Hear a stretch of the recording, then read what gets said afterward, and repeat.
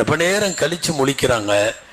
முழிச்சதுல போன தடவை எந்திரிச்சதோ உதவு செய்ய தண்ணி ஊத்துனதோ இது எதுவுமே ஞாபகம் இல்லாத மாதிரி மயக்கத்திலிருந்து தெரிஞ்ச உடனே பிலாலை பார்த்த உடனே அதே கேள்வி, அசல்லன்னாஸ், மக்கள் தொழுதுட்டாங்களா?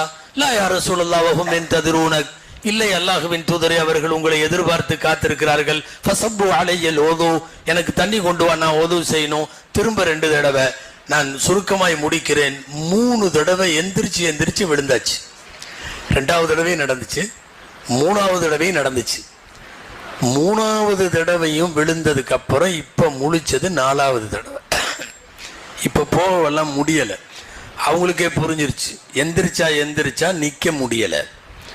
சொன்னாங்க, முரு அபூபக்கரின் யுஸல்லி பின்னாஸ், அபூபக்கர் ரலியல்லாஹு அன்ஹு சொல்லுங்க, அவர் தொழுக வைக்கட்டும். பிறை 8 அன்று இஷா தொழுகை ரொம்ப தொழுக வைத்தது அபூபக்கர் ரலியல்லாஹு அன்ஹு. அதுலயும் கொஞ்சம் சின்னதா ஒரு குட்டி கலாட்டா ஒண்ணு நடந்தது. சஹீஹுல் புகாரில வருது, சஹீஹ் முஸ்லிம்லயும் வருது. ரசூலுல்லாஹ்வுடைய வஃபாத்தின் பாடத்துல அபூபக்கர் ரலியல்லாஹு அன்ஹு தொலை வைக்க சொல்லி பக்கத்துல இருந்த ஆயிஷா அம்மாட்ட தான் சொன்னாங்க. ஆயிஷா அம்மாவுக்கு அபூபக்கர் ரலியல்லாஹு அன்ஹு யாருங்க? தகப்பனார். அதாவது சுருக்கமா, உங்க அத்தாவை தொழுக வைக்க சொல்லு, எனக்கு முடியல.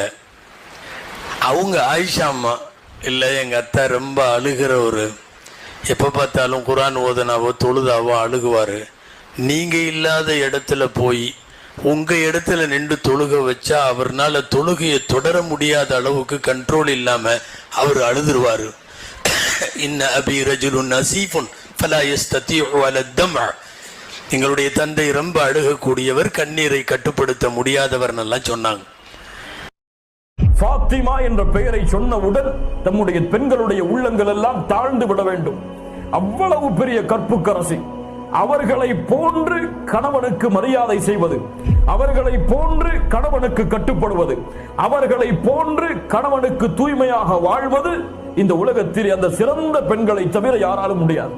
ஃபாத்திமா ரலியல்லாஹு அன்ஹா தன்னுடைய மரணத்திற்கு பிறகு கூட தன்னுடைய ஜனாசாவை இந்த முஸ்லிம்கள் பார்த்துவிடக் கூடாது என்பதற்காக எல்லாருடைய ஜனாசாக்களும் மேலே போர்வை போற்றப்படாமல், அந்த மேலே அந்த கூடு வைக்கப்படாமல் தான் எடுத்து போகப்பட்டது.